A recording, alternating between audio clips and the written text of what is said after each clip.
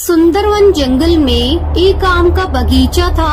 उस बगीचे के पीछे एक पक्की रोड थी, परंतु उस रोड पर कोई आता जाता नहीं था। कहा जाता था कि वहाँ पर एक भूतिया चिड़िया की आत्मा कुल्फियाँ बेचा करती है और जो कोई भी उसकी कुल्फियाँ लेता था वो भूतिया टूनी चिड़िया की आत्मा उनके पीछे पड़ जाती थी। ऐसे ही एक दिन गोलू और पिंकी नाम के दो बच्चे गर्मियों की छुट्टी में जंगल घूमने जाते हैं। दादी देखो, हम आपके पास आ गए। मेरे प्यारे बच्चे, इतने दिनों बाद आए हैं। चलो तुम दोनों को मैं जंगल घुमा कर लाती हूँ। इतना बोलकर बबली कबूतरी पिंकी और गोलू को घुमाने ले जाती है। दादी उन्हें आम का बगीचा, अपने खेत और पेड़ पौधे दिखाती है। तभी गोलू की नजर आम के बगीचे के पीछे वाली रोड पर पड़ती है। दादी, हम पक्के रास्ते से घर चलेंगे। वो जो आम के बगीचे के पीछे रोड है ना, उससे। नहीं बेटा, उस रास्ते से गलती से भी मत आना जाना। वो रास्ता सही नहीं है बेटा। पर क्यों दादी? बेटा, जंगल के कई पक्षियों ने वहाँ भूतिया चिड़िया की आत्मा को देखा है। मैंने भी यही सुना है कि वो चिड़िया की आत्मा जिस भी पक्षी से बात करती है वो उसी के साथ उसके घर में प्रवेश कर जाती है और उनके घर वालों को मार डालती है।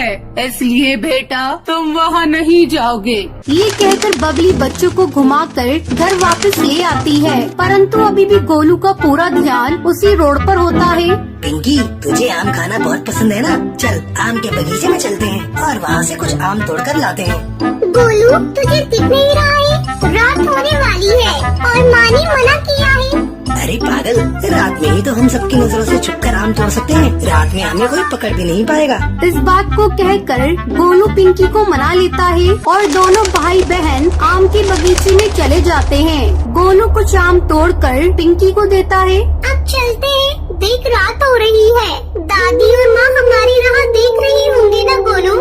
अच्छा ठीक है, हम इस पक्के रास्ते से जाते हैं। रोड से जाएंगे तो घर जल्दी पहुँच जाएंगे। पिंकी गोलू चिड़ा को काफी समझाती है, लेकिन वो उसकी एक नहीं सुनता। इतना बोलकर पिंकी वहाँ से चली जाती है और गोलू उसी पक्के रास्ते से जाता है। वहाँ उसे एक चिड़िया कुल्फी बेचते हुए दिखाई देती है। कुल्फी ले लो कुल्फी, रंग बिरंगी तरह तरह की स्वाद की कुल्फी, बादाम पिस्ता वाली कुल्फी। आओ बेटा, कुल्फी ले लो। कुल्फी देखकर गोलू के मन में लालच आ जाता है। वो भूतिया टूनी चिड़िया की आत्मा से बोलता है, क्या आप कल भी यहाँ पर रहेंगी? मैं आपसे कल आकर कुल्फी ले जाऊंगा। आज मैं पैसे लेकर नहीं आया। कोई बात नहीं बेटा, अगर तुम्हारे पास पैसे नहीं है तो तुम मुझसे ऐसे ही कुल्फी ले लो, और अगर कल यहाँ आ पाए तो मुझे कल पैसे दे देना। अभी तुम ये कुल्फी ऐसे ही ले जाओ। और वैसे भी जो बच्चे बहुत प्यारे होते हैं, मैं उनसे पैसे नहीं लेती। मैं अपनी कुल्फी उन्हें फ्री में देती हूँ। सच में आप कितनी अच्छी हो।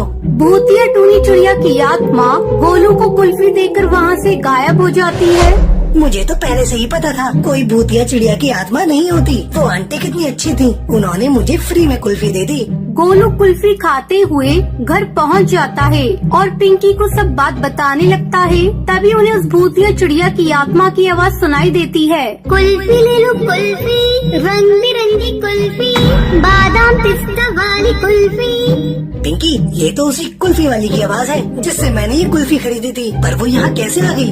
वो दोनों अपनी छत पर जाते हैं। वहाँ भूतिया टूनी चिड़िया की आत्मा अपने असली रूप में कुल्फी बेच रही थी। आओ बच्चों, ये कुल्फी खा लो, बहुत ही स्वादिष्ट है। ये कहकर भूतिया टूनी चिड़िया की आत्मा पिंकी और गोलू को मारने वाली होती है। तभी घर का दरवाजा खुलता है। टुनटुनी और बबली कबूतरी हाथों में दुर्गा माता की मूर्ति लिए घर के अंदर आ रही थी। तभी वो भूतिया टूनी चिड़िया की आत्मा वहाँ से गायब हो जाती है। गोलू अपनी माँ टुनटुनी को सारी बात बताता है। मुझे सब पता है बेटा, जब तू कुल्फी खाते हुए घर आ रहा था, मैंने तभी तुझे रास्ते में देख लिया था, क्योंकि हमारे जंगल में कोई कुल्फी नहीं बेचता और तू कुल्फी खा रहा था। मैं समझ चुकी थी ये काम उसी भूतिया टूनी चिड़िया की आत्मा का है। इसलिए मैं तेरी दादी के साथ मंदिर गई और वहाँ से पवित्र देवी माँ की मूर्ति लेकर आ गई। अब हमारे घर में वो भूतिया चिड़िया की आत्मा कभी नहीं आ पाएगी।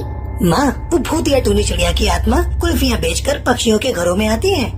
बेटा, आज से कई साल पहले उस रोड पर एक चिड़िया कुल्फी बेचा करती थी, परंतु उनके कुछ दुश्मनों से उसकी तरक्की नहीं देखी गई और उसकी कुल्फी में उन्होंने जहर मिला दिया। वो कुल्फी जब बच्चियों ने खाई तो उनकी तबीयत खराब हो गई, कुछ की तो जान चली गई, जिसके बाद उन बच्चों के माता पिता ने उस चिड़िया को खूब मारा। वो बेचारी वहीं मर गई। बस तभी से वो जंगल वालों को तंग करती है। बेटा, इसलिए जंगल वालों ने उस रास्ते से आना जाना ही बंद कर दिया। पर आज भी वो भूतिया टूनी चिड़िया की आत्मा उसी जगह पर रात को अपनी कुल्फियाँ बेचती है।